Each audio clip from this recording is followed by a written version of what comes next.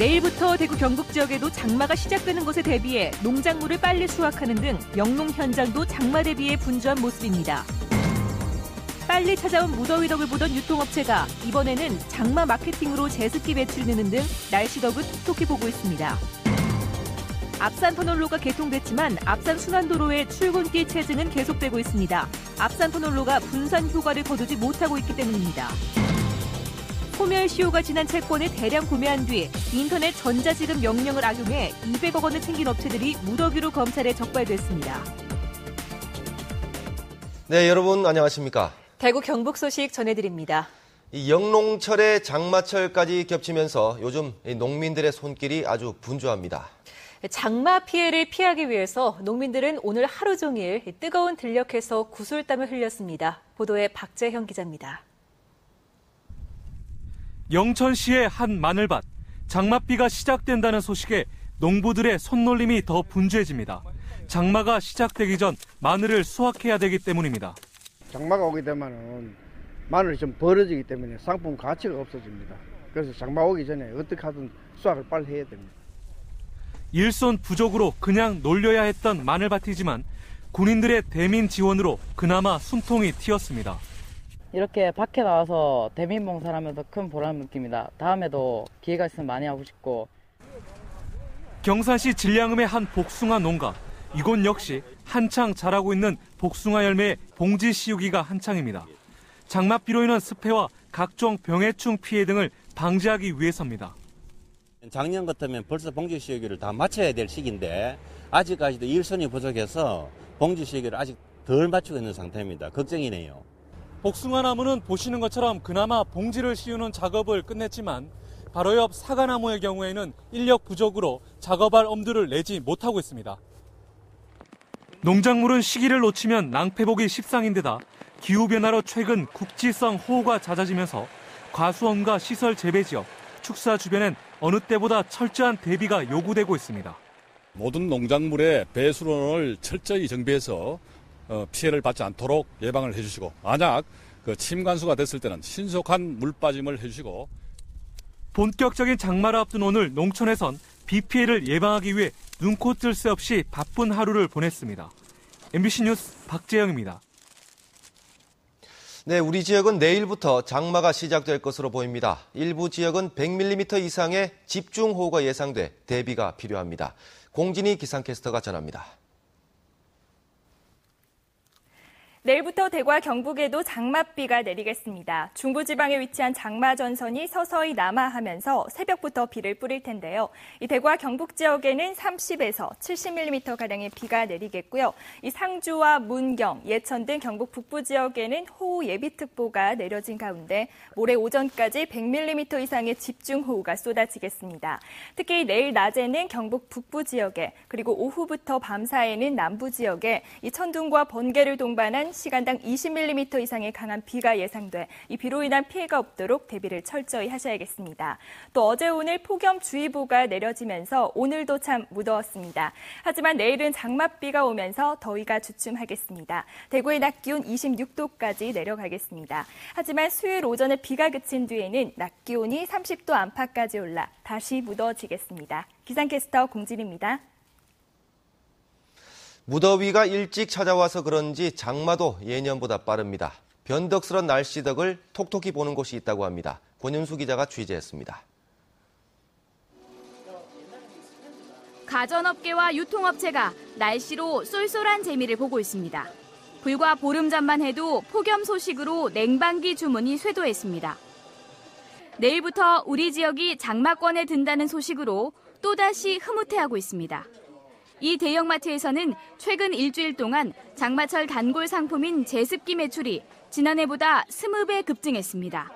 작년 같은 경우에는 제습기가 많이 찾지는 않으셨는데 올해 같은 경우에는 날씨가 고온다습하고 예년보다는 장마가 일찍 온다고 얘기하셔서 습기 제거제도 지난해보다 2배 이상 많이 판매됐습니다. 특히 지난 주말과 휴일 동안 엄청나게 많이 팔려나가서 창고에 있던 상품들도 모두 꺼내서 진열을 해야 할 정도입니다. 패션업계도 장마 마케팅에 돌입했습니다. 장마 관련 상품을 패션 아이템으로 활용하려는 사람들을 겨냥해 기능과 개성을 달리한 우산과 비옷, 장화 등을 쏟아내고 있습니다. 패션으로 많이 신고요. 이쁘더라고. 저 보니까 꼭 여름용 부츠하고 장마용 있잖아요. 그 부츠 같은 그런 거. 이른 무더위에 이어 이른 장마까지 관련 업계와 유통업체들이 변덕스러운 날씨 덕을 톡톡히 보고 있습니다. MBC 뉴스 권윤수입니다. 대구시는 바뀐 정부 조직에 맞춰 기획관리실을 기획조정실, 자치행정국을 안전행정국, 재난관리과를 안전총괄과로 바꾸기 위해 행정기구 설치조례 일부 개정 조례안을 시의회에 제출했습니다. 또 지방공무원의 총 정원을 25명 더 늘리는 내용을 담은 지방공무원 정원조례 일부 개정 조례안도 시의회에 제출했습니다. 앞산 터널로가 유료화된 이후 오늘 처음 맞는 평일이었습니다. 교통량이 분산돼 앞산 순환도로가 시원하게 뚫리길 기대했는데 기대엔 못 미쳤습니다. 양관희 기자입니다.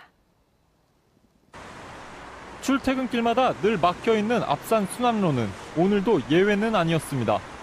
앞산 터널로가 개통됐지만 차들은 꼬리에 꼬리를 물고 예전처럼 가다서다를 반복합니다. 신도로가 개통됐다 해도 평소보다는 그렇게 많아지거나 줄어들었다는 느낌 아직 못 받고 있는 것 같아요. 그냥 평소랑 거의 똑같다고 보시면 될 것 같아요. 같은 시각 꽉 막힌 앞산 순환로에 숨통을 터져야 할 앞산 터널로는 아직 기대만큼의 역할을 못하고 있습니다. 유료화가 이뤄지고 처음으로 맞는 평일 출근 시간대지만 새로 생긴 앞산 터널로는 통행량이 많지 않아 한산해 보입니다. 출근 시간인 아침 7시부터 9시 사이 앞산 터널로를 이용하고 통행료를 낸 차량은 2,600여 대. 무료일 때보다 3분의 1가량이 줄었습니다. 우소형은 좀 약간 거리비가 좀 부담스럽네요. 절반 가격만 했으면 좋겠습니다. 당초 계획 통량보다는 조금 못 미치는 것 같습니다. 시간 단축이라든지 유류비 절감 같은 경제적 효과가 더 클 거라고 생각합니다. 그렇게 되면 앞으로 더 많은 시민들이 이용하지 않을까 그렇게 생각하고 있습니다. 무료 기간에도 앞산 터널로의 통행량은 시와 사업자 추정치의 절반에도 못 미쳤습니다. 지난 토요일 유료화로 바뀐 첫 주말의 유료 이용객도 추정 하루 통행량 6만 9천여 대의 33%에 그쳤습니다. MBC 뉴스 양관입니다. 생후 27개월 만에 학대를 받다 숨진 지향이 사건과 관련해 친어머니를 구속한 경찰은 단순 병사로 허위 검안서를 써준 의사 65살 양모 씨의 1년치 사망 진단서와 검안서를 압수해 추가 범행 여부를 조사하는 등 수사를 확대하고 있습니다. 경찰은 또 지향이의 사망 원인이 뚜렷하지 않아 경찰에 신고해야 했지만 이를 무시한 경북대병원 담당 의사 박모 씨와 병원 대표도 의료법 위반으로 입건했습니다.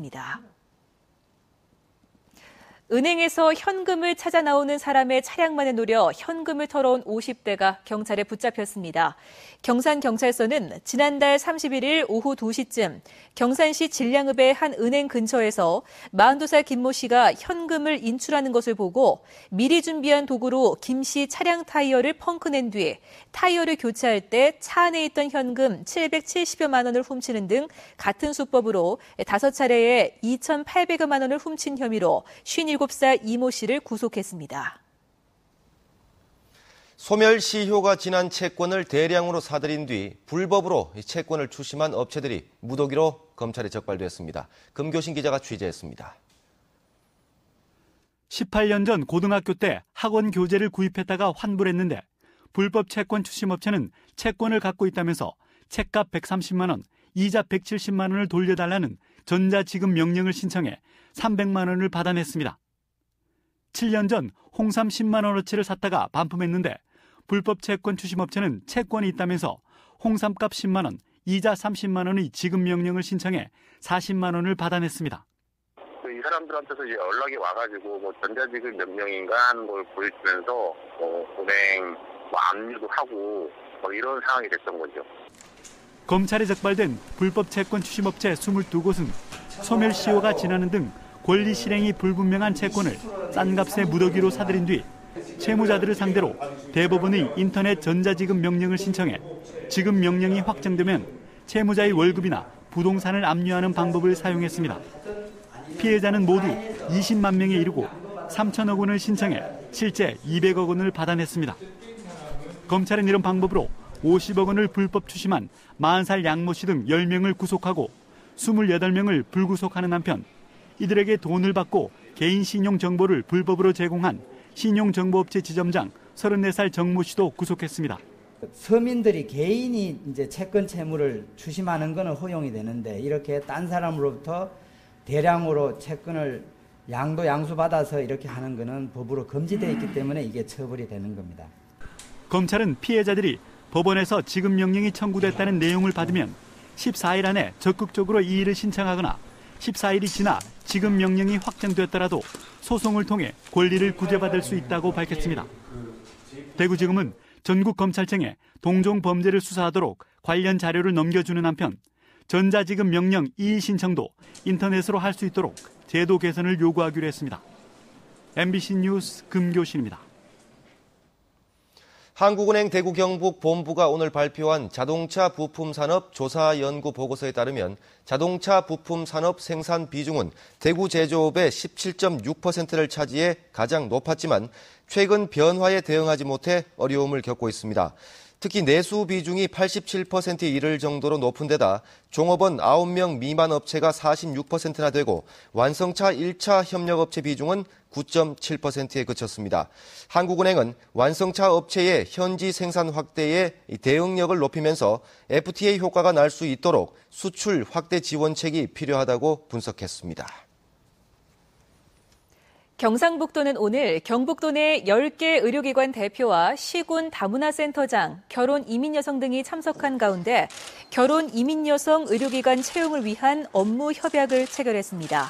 이에 따라 이들 병원은 도내에 거주하는 결혼 이민 여성 13명을 직원으로 채용해 통역 코디네이터와 행정 요원, 상담 및 안내 요원 등으로 활용할 계획입니다.